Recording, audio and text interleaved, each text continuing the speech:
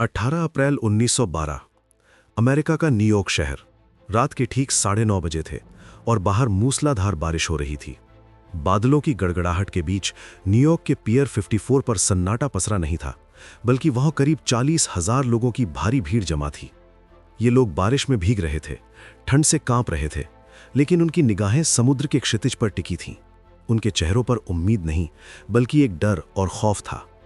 वे लोग 3 दिनों से इंतजार कर रहे थे, एक ऐसे जहाज का जिसका नाम था कारपेथिया।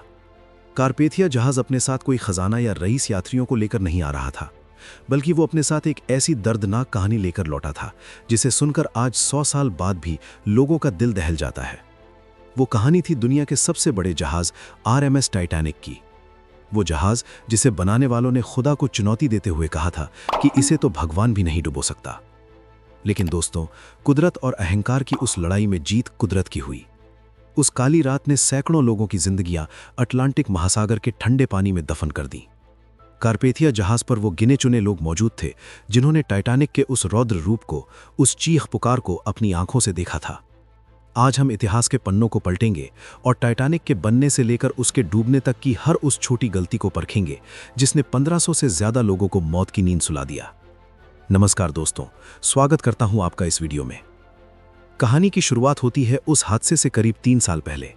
10 अप्रैल 1912 का वो दिन, जब टाइटैनिक ब्रिटेन के साउथहैम्पटन से न्यूयॉर्क जाने के लिए अपनी पहली यात्रा पर निकलने वाला था।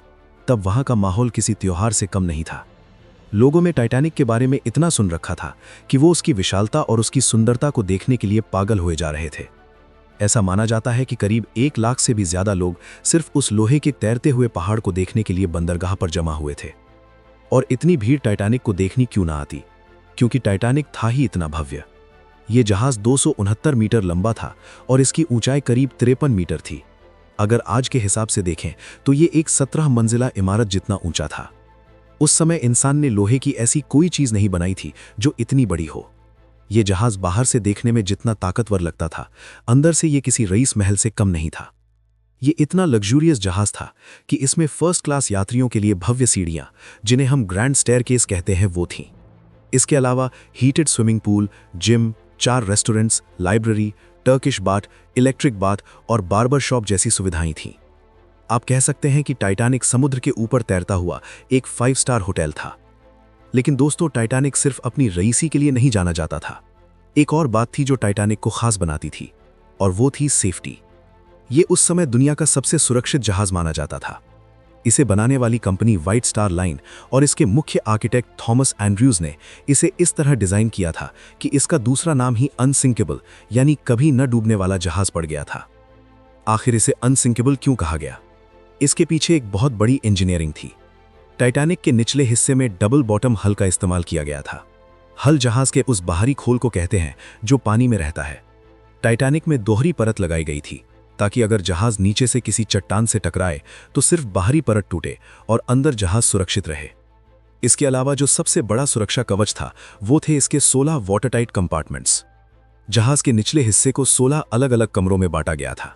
इन कमरों के बीच में लोहे के भारी भरकम दरवाजे लगे थे जिन्हें ब्रिज से एक स्विच दबाकर बंद किया जा सकता था। इंजीनियर्स का गणित यह था कि अगर जहाज के किन्हीं भी 4 कमरों में पानी भर जाए तब भी टाइटैनिक डूबेगा नहीं, वो तैरता रहेगा। और उस समय किसी के लिए भी यह सोचना नामुमकिन था कि समुद्र में कोई ऐसा हादसा हो सकता है जो एक साथ 4 से ज्यादा कमरों को फाड़ दे। इसी भरोसे ने टाइटैनिक को अनसिंकेबल का खिताब दिलाया। टाइटैनिक को बनाने में करीब 3 साल लगे थे और 3000 मजदूरों ने दिन रात मेहनत की थी। 2 अप्रैल 1912 को यह बनकर पूरी तरह तैयार हुआ और 10 अप्रैल को इसे अपनी ऐतिहासिक यात्रा के लिए हरी झंडी दिखाई गई। इस जहाज पर उस जमाने के सबसे अमीर लोग सफर कर रहे थे, जैसे जॉन जेकब एस्टर, जो उस समय दुनिया के सबसे अमीर आदमियों में से एक थे। साथ ही इसमें वो गरीब प्रवासी भी थे जो अपनी सारी जमा पूंजी लगाकर अमेरिका जा रहे थे, एक नई जिंदगी की तलाश में। जहाज की कमान सौंपी गई थी 62 साल के बेहद अनुभवी कैप्टन एडवर्ड जॉन स्मिथ को। कैप्टन स्मिथ समुद्र के पुराने खिलाड़ी थे और ये उनका आखिरी सफर माना जा रहा था। इसके बाद वो शानदार रिकॉर्ड के साथ रिटायरमेंट लेने वाले थे। इस जहाज पर करीब 2240 लोग सवार थे, जिसमें पैसेंजर्स और क्रू मेंबर्स शामिल थे। वैसे तो साउथहैम्पटन से न्यूयॉर्क पहुंचने में उस समय 7 से 8 दिनों का समय लगता था, लेकिन व्हाइट स्टार लाइन कंपनी चाहती थी कि टाइटैनिक दुनिया को दिखाए कि वो सिर्फ बड़ा ही नहीं बल्कि तेज भी है। कंपनी पर मीडिया का बहुत दबाव था। वो चाहते थे कि टाइटैनिक 6 दिनों के अंदर न्यूयॉर्क पहुंचकर एक नया रिकॉर्ड बनाए। यही वजह थी कि कैप्टन स्मिथ को इनडायरेक्टली ये दबाव दिया गया था कि जहाज को फुल स्पीड पर चलाया जाए। लेकिन दोस्तों, नियति ने अपना खेल रचना शुरू कर दिया था। टाइटैनिक के रवाना होने से ठीक पहले एक बहुत छोटी लेकिन भयंकर गलती हुई। जहाज के ऑफिसर्स की टीम में आखिरी वक्त पर कुछ बदलाव किए गए। टाइटैनिक के सेकंड ऑफिसर डेविड ब्लेयर को हटाकर उनकी जगह एक दूसरे ऑफिसर को लाया गया। डेविड ब्लेयर को जब जहाज से जाने के लिए कहा गया तो वो जल्दबाजी में अपना सामान लेकर निकल गए, लेकिन गलती से उनके पास एक लॉकर की चाबी उनकी जेब में ही रह गई। आप सोचेंगे कि एक चाबी से क्या फर्क पड़ता है? फर्क पड़ता है दोस्तों, क्योंकि वो चाबी उस लॉकर की थी जिसमें जहाज के लुकआउट्स के लिए दूरबीन रखी हुई थी। उस एक चाबी के ना होने की वजह से टाइटैनिक के लुकआउट्स को अपनी नंगी आंखों से समुद्र में खतरे को देखना पड़ा। अगर वो दूरबीन उनके पास होती तो शायद वो उस खतरे को समय रहते देख लेते जो आगे उनका इंतजार कर रहा था। 10 अप्रैल को जब टाइटैनिक बंदरगाह से निकला तभी एक अपशगुन हुआ। टाइटैनिक इतना विशाल था कि जब वो चला तो उसके पानी के विस्थापन से बगल में खड़ा एक छोटा जहाज एसएस सिटी ऑफ न्यूयॉर्क अपनी रस्सियां तोड़कर टाइटैनिक की तरफ खींचा चला आया। दोनों जहाज़ों के बीच टक्कर होते होते बची महज 4 फीट का फासला रह गया था। कुछ लोगों ने इसे तभी एक बुरा संकेत मान लिया था, लेकिन जश्न के शोर में इस चेतावनी को भुला दिया गया। सफर के शुरुआती कुछ दिन बहुत शानदार बीते। लोग जहाज की भव्यता का आनंद ले रहे थे, लेकिन 14 अप्रैल की सुबह से ही टाइटैनिक को चेतावनी भरे संदेश मिलने शुरू हो गए थे। समुद्र में दूसरे जहाज जो उस रास्ते से गुजर रहे थे, उन्होंने वायरलेस रेडियो के जरिए टाइटैनिक को बताया कि आगे बर्फ की चट्टानें हैं, संभल कर चलिएगा। टाइटैनिक पर मौजूद वायरलेस ऑपरेटर्स जैक फिलिप्स और हेराल्ड ब्राइड बहुत व्यस्त थे, लेकिन उनकी व्यस्तता जहाज के काम से ज्यादा अमीर यात्रियों के पर्सनल मैसेजेस भेजने में थी। उस जमाने में जहाज से टेलीग्राम भेजना एक नई और महंगी सुविधा थी। मशीन खराब हो गई थी और वो बैकलॉग पूरा करने में लगे थे। इस शोर शराबे में कई महत्वपूर्ण चेतावनियों को नजरअंदाज कर दिया गया या वो कैप्टन तक पहुंची ही नहीं। एक जहाज मैसाबा ने चेतावनी भेजी थी कि ठीक टाइटैनिक के रास्ते में भारी आइसबर्ग्स हैं, लेकिन ये संदेश जैक फिलिप्स ने कैप्टन स्मिथ तक पहुंचाया ही नहीं, क्योंकि वो यात्रियों के संदेश भेजने में उलझे थे। शाम ढल चुकी थी। 14 अप्रैल की रात अमावस की रात थी। आसमान में चांद नहीं था, जिसका मतलब था कि समुद्र में रोशनी बहुत कम थी। और एक अजीब बात यह थी कि समुद्र का पानी एकदम शांत था, किसी झील की तरह। आप सोचेंगे कि शांत समुद्र तो अच्छी बात है, लेकिन नहीं। रात के अंधेरे में आइसबर्ग का पता तभी चलता है जब समुद्र की लहरें उससे टकराती हैं और सफ़ेद झाग बनाती हैं। अगर लहरें ही नहीं होंगी तो काला आइसबर्ग काले पानी और काले आसमान के बीच दिखाई नहीं देगा। इसे ब्लैक आइसबर्ग कहा जाता है। रात के 11:30 बज चुके थे। टाइटैनिक अपनी पूरी रफ्तार करीब 40 किलोमीटर प्रति घंटे की स्पीड से अंधेरे को चीरता हुआ आगे बढ़ रहा था।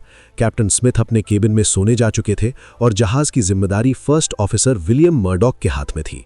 टाइटैनिक के क्रूज नेस्ट में सबसे ऊंची जगह जहां से निगरानी की जाती है, 2 लोग बैठे थे, फ्रेडरिक फ्लीट और रेजिनाल्ड ली। कड़कड़ाती ठंड में बिना दूरबीन के वो अपनी आंखों पर जोर डालकर अंधेरे में कुछ देखने की कोशिश कर रहे थे। ठंडी हवा से उनकी आंखों में आंसू आ रहे थे।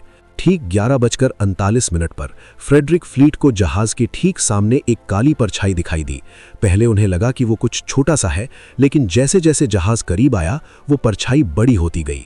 वो एक विशालकाय आइसबर्ग था।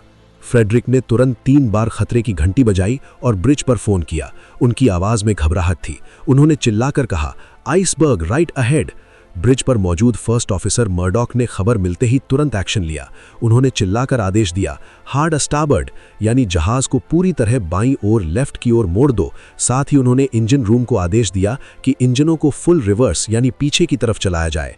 इंजन रूम में अफरा तफरी मच गई। विशालकाय इंजनों को रोकने और उल्टा घुमाने में समय लगता है। जहाज का रडर यानी दिशा बदलने वाला हिस्सा जहाज के साइज के मुकाबले काफी छोटा था।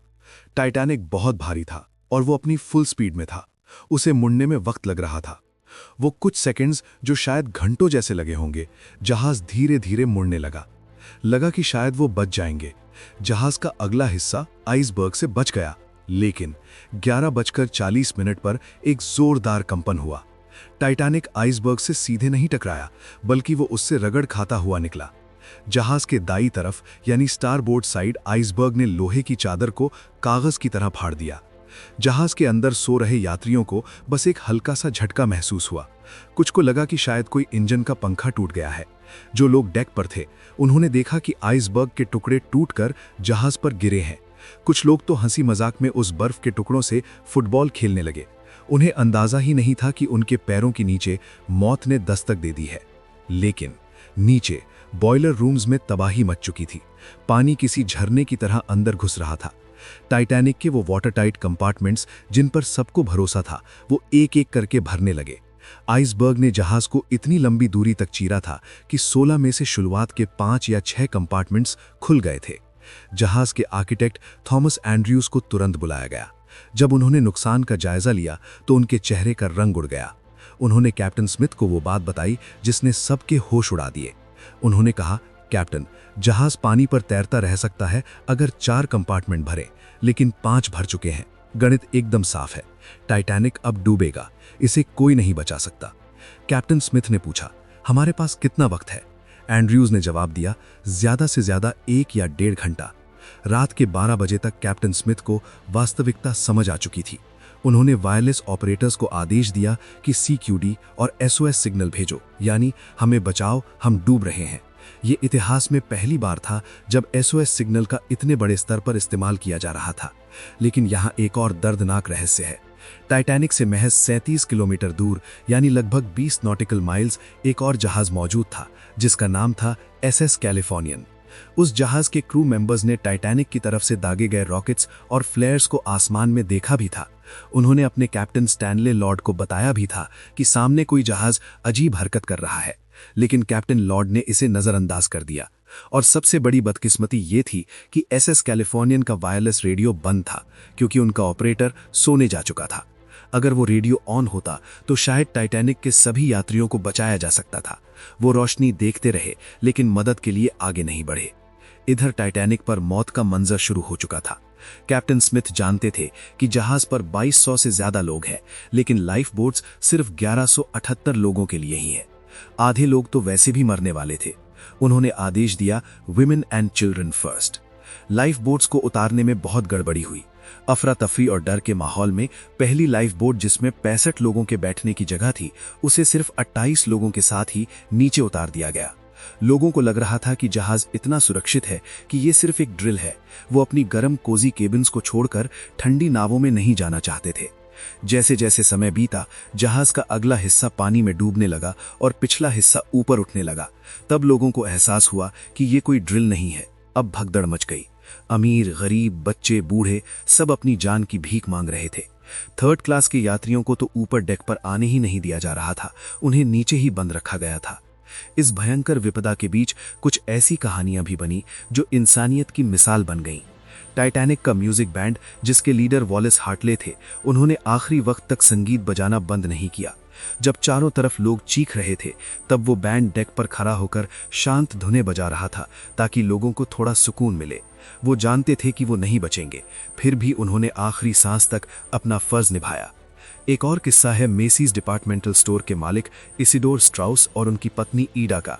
जब ईडा को लाइफ बोट में बैठने के लिए कहा गया तो उन्होंने मना कर दिया। उन्होंने कहा, इसिडोर, हम पूरी जिंदगी साथ रहे हैं, जहां तुम जाओगे वहीं मैं भी जाऊंगी। उन दोनों बुजुर्ग पति पत्नी ने एक दूसरे का हाथ थाम लिया और आखिरी वक्त तक साथ रहे। रात के 2 बज रहे थे। जहाज का पिछला हिस्सा, प्रोपेलर्स, पानी से पूरी तरह बाहर आ चुका था। अब जहाज लगभग 45 डिग्री के कोण पर खड़ा था। जहाज की लाइट्स अभी भी जल रही थी। बिजली बनाने वाले लोग अभी भी अंदर काम कर रहे थे ताकि रोशनी बनी रहे। तभी एक भयानक आवाज आई, लोहे के मुड़ने और टूटने की आवाज।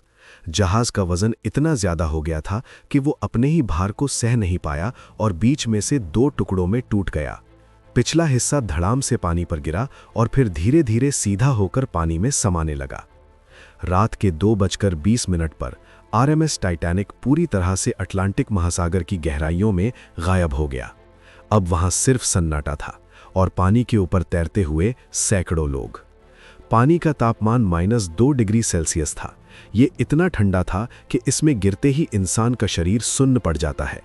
जो लोग पानी में गिरे वो डूबे नहीं, बल्कि हाइपोथर्मिया यानी ठंड से उनकी मौत हो गई। 15 से 20 मिनट के अंदर चीख पुकार शांत हो गई। वहां सिर्फ खामोशी थी, मौत की खामोशी। करीब 1.5 घंटे बाद सुबह के 4 बजे कारपेथिया जहाज वहां पहुंचा, लेकिन तब तक बहुत देर हो चुकी थी। समुद्र में सिर्फ लाइफ बोट्स और तैरती हुई लाशें बची थीं। कारपेथिया ने 706 लोगों को बचाया।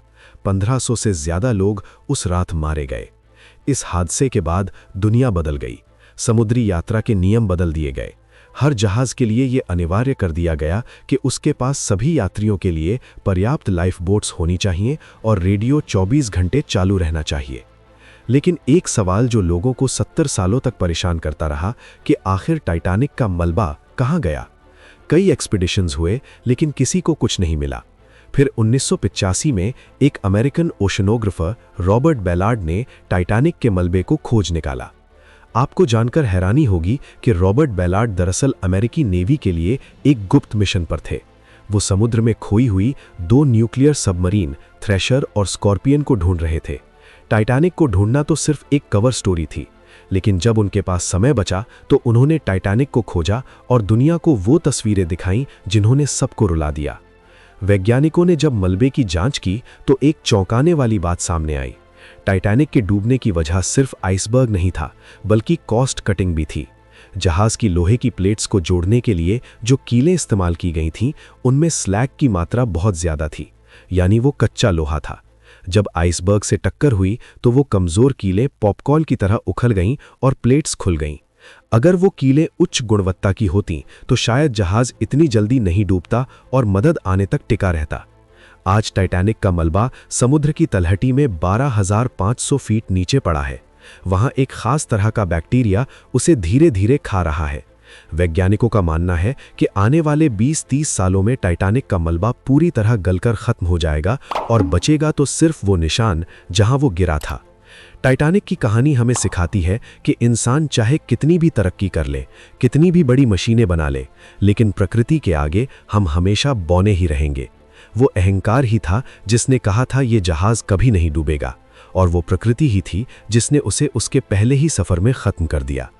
टाइटैनिक का हादसा यकीनन दिल दहला देने वाला था, क्योंकि इसमें लोगों के पास बचने का कोई रास्ता नहीं था सिवाय ठंडे पानी के। लेकिन दोस्तों जरा सोचिए, अगर आप एक प्लेन में हो और वो प्लेन बर्फीले पहाड़ों के बीच क्रैश हो जाए, आप जिंदा तो बच जाएं, लेकिन आपके पास न खाना हो, न पानी और न ही कोई मदद। -30 डिग्री की ठंड में 72 दिनों तक जिंदा रहने के लिए आपको ऐसा काम करना पड़े जो इंसानियत के भी परे हो, अपने ही मरे हुए दोस्तों के शरीर को खाना। जी हाँ, ये कोई फिल्म की कहानी नहीं है, बल्कि 1972 की एक सच्ची घटना है, जिसे मिरेकल ऑफ द एंडीज या फ्लाइट 571 की दुर्घटना कहा जाता है। इंसानी जज्बे, भूख और सर्वाइवल की उस रूह कांप देने वाली कहानी को जानने के लिए आपकी स्क्रीन पर आ रही इस वीडियो पर अभी क्लिक करें। फ्लाइट 571 की वो सच्चाई आपको अंदर तक झकझोर देगी। मैं आपको वहीं मिलूंगा। जय हिंद।